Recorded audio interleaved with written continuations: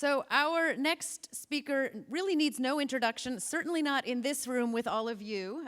We are joined here today by Congressman Blumenauer, who has, of course, been a very long time champion, not just of our organization, but of all these issues that we care so deeply about in this room, as a state legislator, as county commissioner, on city council, and of course in Congress since 1996. And we are absolutely thrilled that he's here with us today on this important day where we are launching the next chapter of this organization, sort of pivoting into what looking back on the past 25 years and pivoting into what the next 25 years will bring.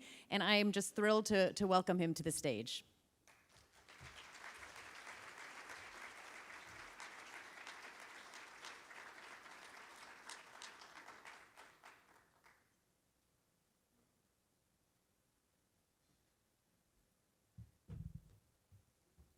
Wow. It's sobering to follow the presentation we've just heard. Coming to this conference, I feel like my life is passing in front of my eyes. Not just because I've been involved with Volution from the beginning. We started it, as you know, as a neighborhood conference in Portland, Oregon. But these issues really touch deeply. I was in the Oregon legislature when we listened to the experts and decided that we were going to deinstitutionalize the mentally ill. We were putting people in very restrictive, very expensive settings that weren't designed to foster their recovery. But it was convenient for us. And we were told, and I really believed at that time, that if we were able to return people back to the community, take that money that we're saving from institutions and put it into medication, put it into housing, put it into counseling, they would be better off, the community would be better off, and we would have proven a better path forward. Fast forward a couple years, I was on the county commission, dealing with the consequences of deinstitutionalization, because the people who came after me in the legislature kind of forgot those commitments for medication, for housing, for counseling, for providing the community support. So we got the worst of both worlds. We had people cut loose in the community without the services they need. We are living through a crisis in my community in housing. The people on the streets. You may have read a recent article, I think it was just 2 days ago, in the New York Times, talking about the dysfunction in Portland. We used to be sort of the model of the livable community, did so much in terms of transportation, land use, urban development. But we have people on the streets living side by side in tents. Part of it is the consequence of the success of our movement. We moved in to be able to take communities that were in steep decline. There were those in the minority community who could not sell their homes for the mortgage balance. And we worked hard to be able to improve it. It's now regarded as gentrification. And it was not done as artfully as it should be. But it's part of this skyrocketing increase in housing costs, the reduction in affordable housing, and the fact that these pieces are all interrelated. We were the first state to decriminalize cannabis. I think that was absolutely the right thing to do because we were criminalizing people's weaknesses. We put chronic late-stage alcoholics in jail. And criminalizing cannabis for something that is far less harmful than cigarette smoking made no sense. But what we've seen is these elements have been disconnected and playing out on our streets and, frankly, around the country. 3 decades ago, we started a movement for livable communities at a critical time in the history of urban America. The interstate freeway system was on autopilot. We'd gone from connecting our major urban areas to moving through the urban areas, hollowing them out, displacing low-income and minority people to make way for more freeway construction. Communities were given 92% free money to build freeways, but if it was transit, you paid for that out of your own pocket. Not a hard decision for a lot of local politicians to make.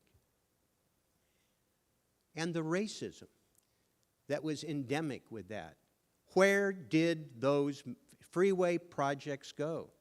They displaced low-income people of color because that was often the straight line, geographically, engineering, and it was a straight line politically. The racism was rampant. I did not fully understand at that time how deeply involved government, the federal government in particular, was in terms of the racial discrimination in our housing. I knew about redlining and whatnot. I was not fully aware of the century of deliberate federal action that undercut the opportunity for people of color, particularly black Americans, to be able to get on that escalator of middle-income wealth. All of these pieces were coming together. Our actions in terms of urban development and transportation, I think, were important to do. We were able to, as a result of the work of people in this conference, for the last 25 years, American communities look different. As we move the conference around the country to Pittsburgh, to Seattle, to Denver, Baltimore, we were able to learn from one another how to do that particular job better. And with light rail streetcars, bicycles, we made significant progress in the tools of how we moved people around. Federal policy at that time was a welcome addition. You just heard an indictment of what we have not done in terms of social policy, but the federal government, with the ICE-T, the Intermodal Surface Transportation Efficiency Act, helped break down some of those barriers in terms of transportation, encourage people to look at the big picture, enable transportation dollars to be used more flexibly. And the results have been profound. But today, we are facing a new set of crises. Affordable housing, homelessness, mental illness, addiction is but one of them. The racism that was so endemic in these patterns of urban development continues to this day. We've heard the cries for racial justice in the last 2 or 3 years, and it touches deeply. And we're watching an America that is divided. You're seeing it in the painful political ads running nonstop around the country. A sense of our dysfunction politically and, I would say, socially. And I am deeply concerned that the day after the election, if anything, there will be deeper. I am concerned, no matter which team wins the election, that we will have a dysfunctional Congress. Congress is one of the major culprits of dealing with the disconnection of services. How many committees are in Congress dealing with homelessness? I don't think we can count them. Well, part of what we are doing today with Volution is make a pivot. Volution has been on the front lines of a number of these issues, and I'm proud of the role that has been played. But Volution going forward needs to change. You've, I think, started dramatically dealing with homeless issues, with racial justice, with trying to have community empowerment. But, you know, the same old name, the same habits we have. I mean, I love the people who've been involved with Revolution over the years, but we need to have a different mindset going forward. I deeply appreciate what the board and staff have done, working with a number of you to try and envision what it should be going forward for today's challenges. Not what we had 25 years ago, not even what we had 25 months ago. The world is changing, and Revolution needs to change with it. I am pleased that we're going to be here with the unveiling of a new approach, and I think it is exactly the right time. It's a little bittersweet to be speaking to the last Revolution conference, but I am excited about what comes next. And I'm excited about your commitment to the challenges of today in terms of equity, a low-carbon future, being able to tackle the social issues that so bedevil us. I am proud that we have an administration in Congress for the first time in the 25 years we've been running this conference that is actually committed to rebuilding and renewing America and making those investments in terms of racial justice, environmental justice, and new innovative techniques to rebuild and renew America. I'm honored to have spoken at the first Revolution conference. I count it a singular honor to be speaking at the last Revolution conference so that we can work together on what needs to follow for the next chapter, because this is all about the future. Thank you very much.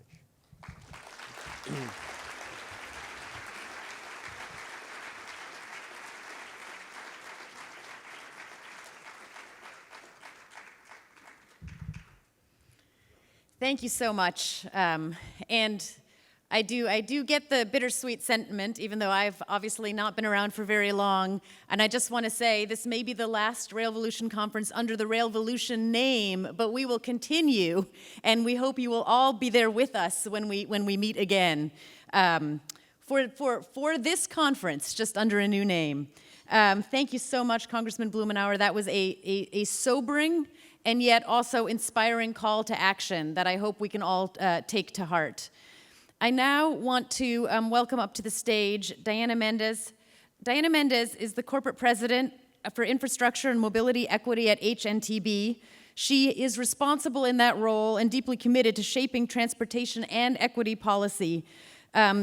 Diana has served as the chair of APTA's Legislative Committee. In July 2019, she was recognized by COMTO as Executive of the Year. She's won numerous awards. But for me personally, most important, I have had the pleasure of working with Diana as the president of our board very closely over the past just over a year that I've been with the organization.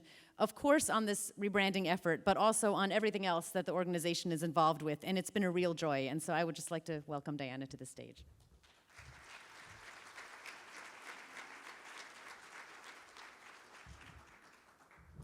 Good morning, everybody. Such an honor to be here with you, and I'm so honored to serve as the president of the Revolution Board of Directors. But before I share some thoughts as we continue our journey together, I would like us all to give a standing ovation to the man who made so much possible. As a young planner, this man made me believe that everything that I thought was important to everyone. And he inspired us, and he made the Revolution movement possible through his tireless working for things that have now become commonplace, but at the time were innovative and undiscussed ideals. So will you please all stand up, standing ovation for Congressman Earl Blumenauer.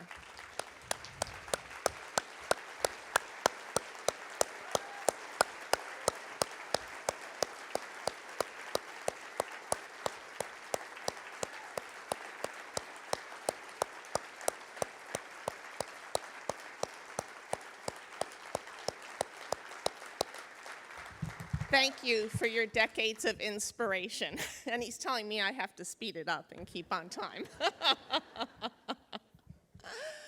So, building livable communities with transit. That has been at our core and our mission for so many decades. And in doing that, we have always embraced three fundamental concepts. One, inspiration. We have inspired leadership, practitioners, community advocates, constituents, everyone to be the best they can be in terms of creating new futures. We do that through collaboration. Collaborating across disciplines, collaborating across geographies, sharing ideas with each other, ideas that used to be fringy. Believe it or not, 30 years ago, and I'm dating myself, transit-oriented development was something that landed from outer space. People thought we were crazy. People said no one wanted to live in dense communities. But here we are. Transit-oriented development has become part of the lexicon of professional practice, part of our communities. So that collaboration where we bring together all disciplines, breaking down silos, that collaboration leads us to new futures. But what we do in that collaboration is always put community at the center of what we do. Not just transit-oriented development communities, but all communities, making communities work for all people, even those who don't have an address. So through our inspiration, our collaboration, and putting communities at the center of all we do, the possibilities are endless, limited only by our imaginations. And that's what we as a board focused on. As Congressman Blumenauer shared, we've had a great run as Volution. We're talking about this as if it's an ending, when it's really just an evolution. It's the next generation of continuing those values, inspiration, collaboration, community, continuing those forward into the future. We took our responsibility seriously as a board. We all love Volution. We grew up with Volution, but we want to leave a legacy that others can grow up with too. And the issues we deal with today are complex, and they require a depth of experience and including disciplines and people we haven't reached yet. And so that was our objective. How can we provide a platform that continues the tradition of all that's been accomplished by Volution, but addresses the issues of today?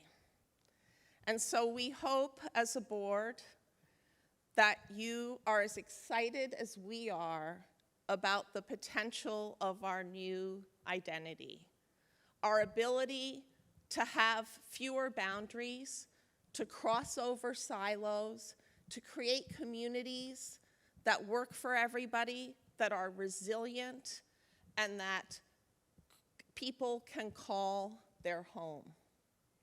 So with that, I would like to turn it over to the moment you've all been waiting for, the big reveal, and invite Tamar back up to the stage. Thank you.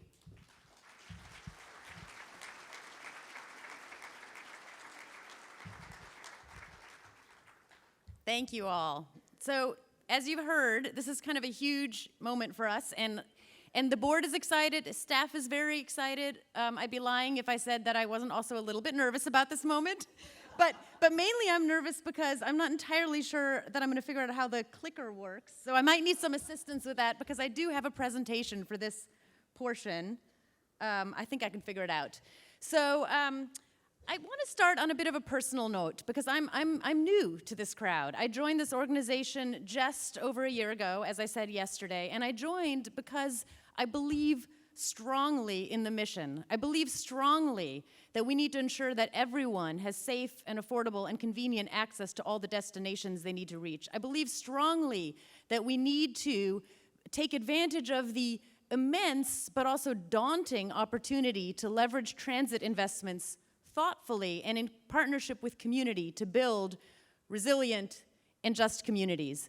I believe fervently in working at the intersection of many of the issues that you all touch on, transit at the core, but everything that builds the community around it.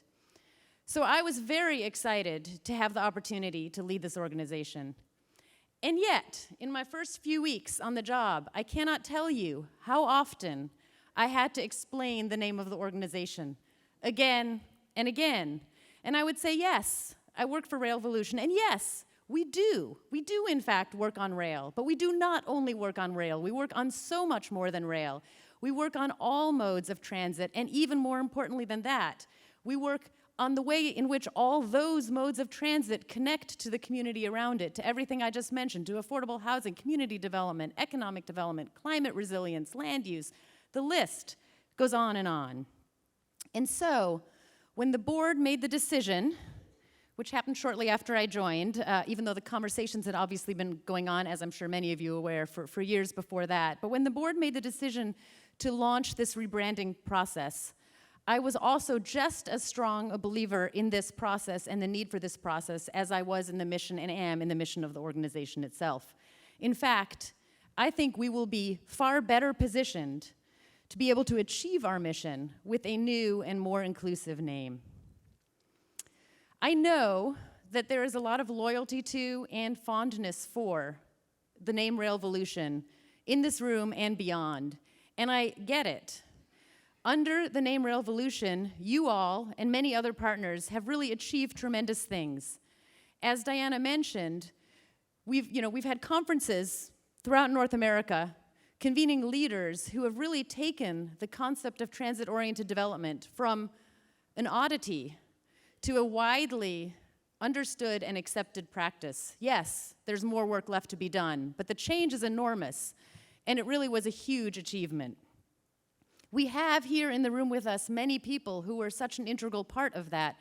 Of course, Congressman Blumenauer, who has been here from the very beginning and such a champion, not just for the organization, but for all these issues.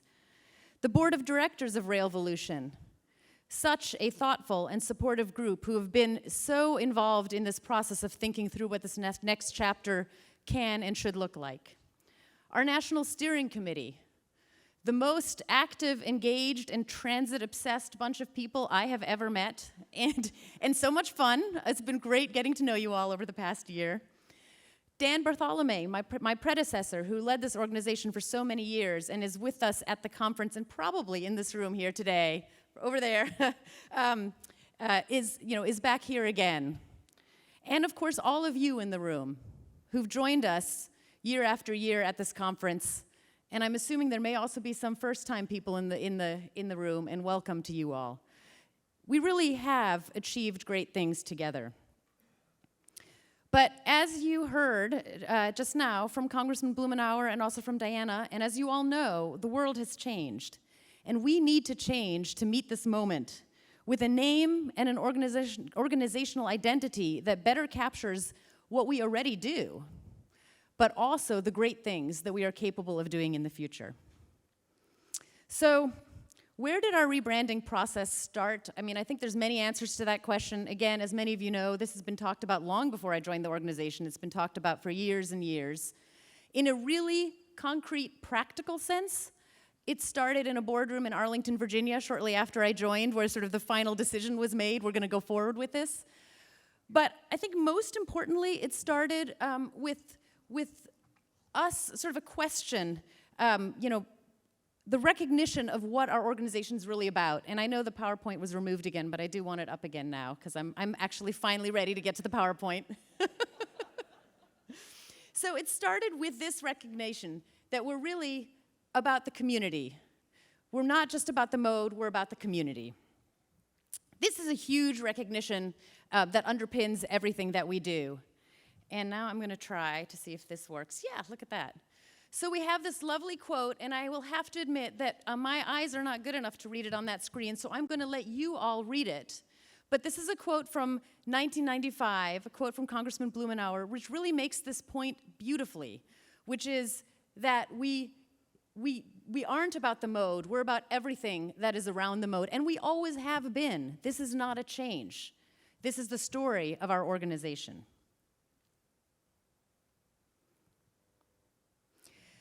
Of course, we've achieved a great deal, as I said, 25 plus years of proving that TOD works, of looking beyond just train stations to BRT, bus routes, bicycle trails, and new mobility, and of course, to moving to ensure that TOD engages and benefits the whole community. I think my main point here is that our core ambition remains the same, as you can see up on the screen. We haven't changed that, but we are doing our work differently. We are working on far more than rail, as you've already heard, and as the sessions at this conference are obviously evidence of. And we are also more than a conference, and that is something that maybe not that many of you are aware of as our conference goers. But we have programming that runs year-round now. We have a fabulous program called Move Roundtables, which does capacity building locally with groups, place-based. We have our information exchange, through which we have podcasts and webinars and share information updates and voices from across the field on a regular basis. So, in the past 25 plus years, we have already changed, and that is a good thing. But we need to continue to change and adapt to respond to this complex and changing world. We need to take an even more holistic approach. We shouldn't just be talking about transit-oriented development. We need to be talking about equitable transit-oriented communities. As Diana said, we need to reach new stakeholders. We need to address new modes. We may need to address new modes that we haven't even dreamt of yet. And we need to really be building an inclusive, broad movement. This is a comment that Diana made at that board meeting at which the decision was made to launch the rebranding process. And I think it's just a perfect encapsulation of why we're doing this. We set out to change the interface between transit and communities, and we're all about change, so let's take the next step. So, we started this process with a recognition that we were excited to explore change, but we also wanted to ground that change in who we are as an organization. We asked ourselves very seriously, and this was of course not just us and the board, this was also, we were guided by consultants because we are not experts in any of this. We asked ourselves, what is the real DNA of this organization? And I'm gonna try to take this off, and because my eyes are not good enough, I'm actually gonna move over here so I can read it. So what we came up with this. We believe in taking a visionary perspective. And this is, of course, not just about us, this is about all of you. Together, we're imagining where transit should arrive next. We take an undaunted approach. We don't shy away from complexity. And I think that goes without saying because this very field, the way we try to work across disciplines, is inherently complex. We have an energized community. Again, that is all of you, and I've seen it at this conference over the past 2 days. My first in-person Railvolution. Our passion cannot be stopped, and I've seen it in all the conversations out in the public square and in the sessions. And we're working towards a better tomorrow. Things that don't work for people and the planet don't work at all. Ooh, yes, somebody just made that bigger. That's very helpful. Thank you. So that was important to us to sort of take a step back and think about what's important to us. What do we think the key attributes of us as an organization and as a movement are? We also asked ourselves, what do we work towards? Mobility and access for all. A truly multimodal system with transit at its core. Building momentum together with all of you in the room and reaching beyond this room to foster an inclusive movement. You'll notice a lot of M's on that slide. I'll come back to that.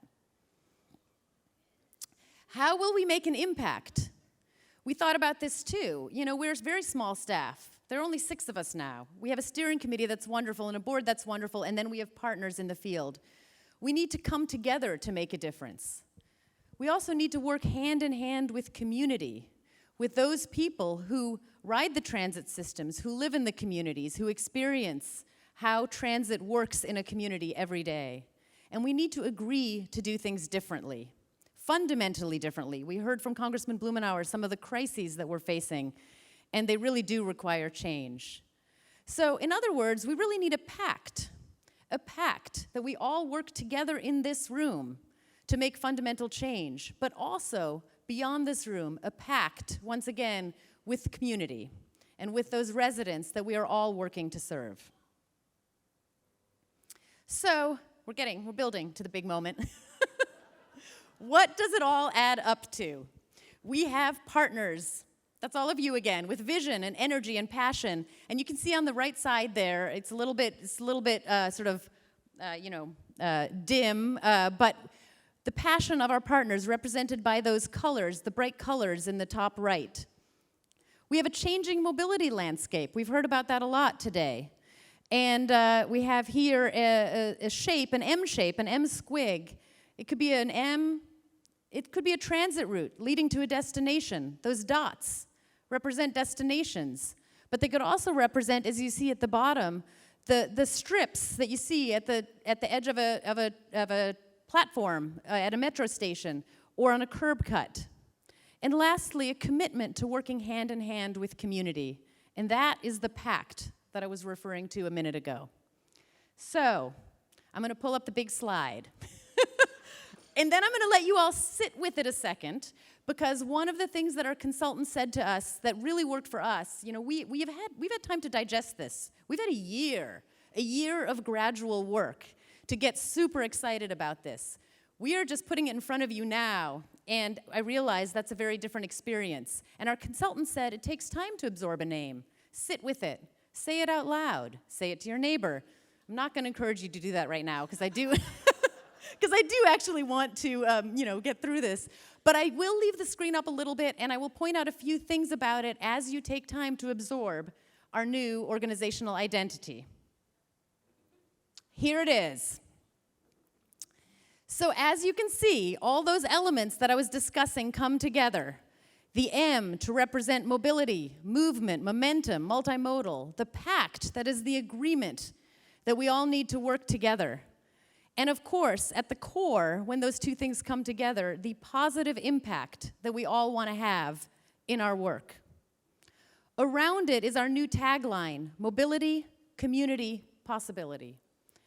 And it was very important to our board as we were having these discussions that mobility and community be together at the top of this circle, because it is really the intersection of those two things that is at the core of our work.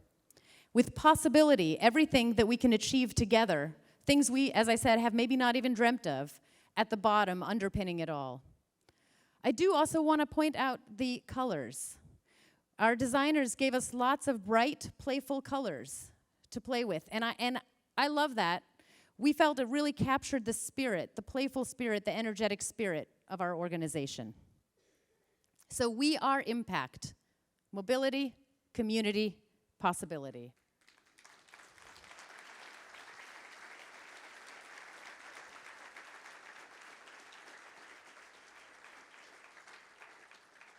Thank you.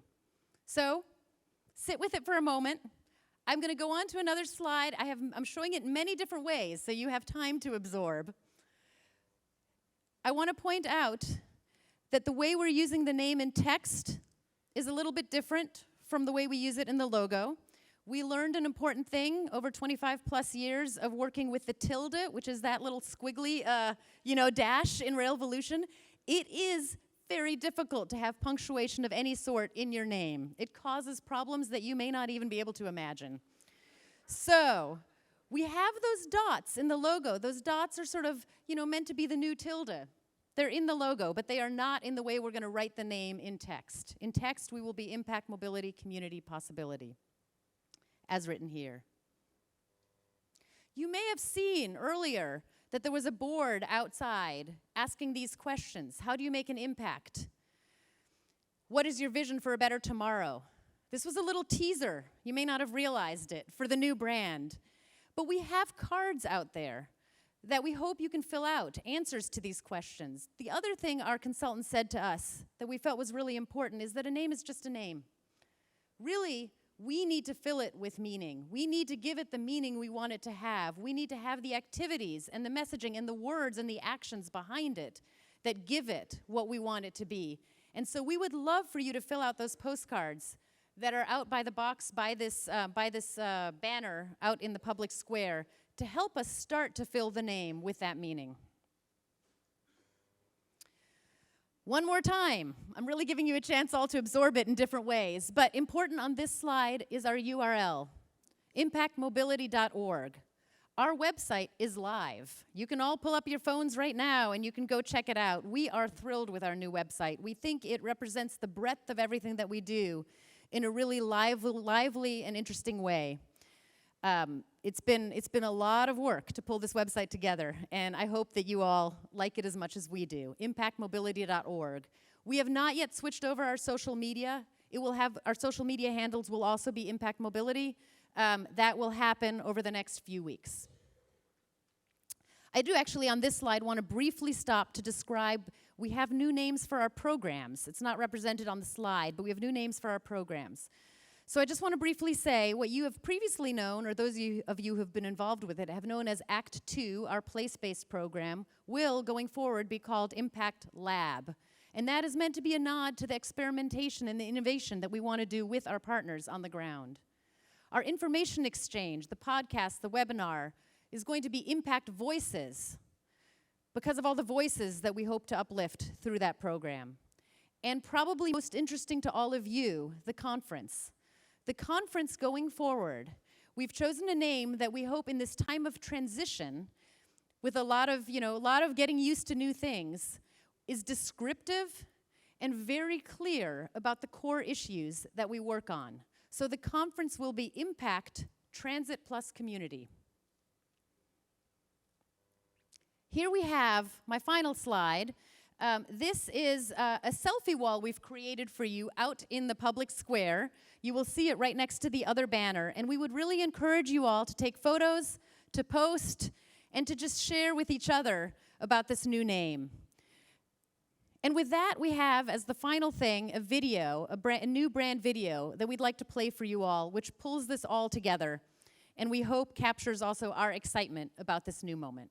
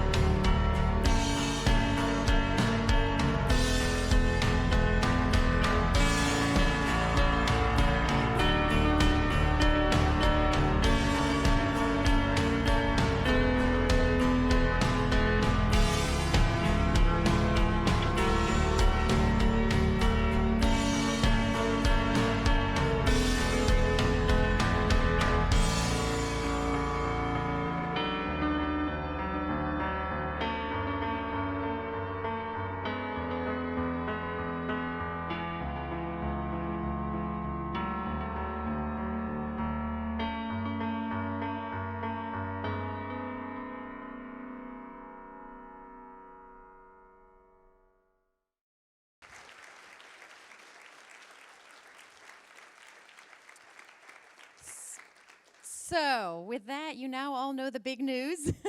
And I'm sure you have many, many thoughts, many comments you want to share, conversations you want to share. And so I want to encourage that. And I want to point out that we have exciting swag for you outside those doors. But beyond that, we also have our board and steering committee members will be wearing buttons that say, "Ask me about Mpact." If you see somebody wearing an "Ask me about Mpact" button, please feel free to come up, approach, ask any questions, complain, share your enthusiasm, whatever it is that's on your mind. We want to have that conversation. And of course, you can also approach any of the staff as well. And there will be more opportunities throughout the next day and a half, many more opportunities, I hope, to continue this conversation and for you to start building with us the content and the meaning of this new brand. We are incredibly excited, and I really hope you are too. Thank you so very much.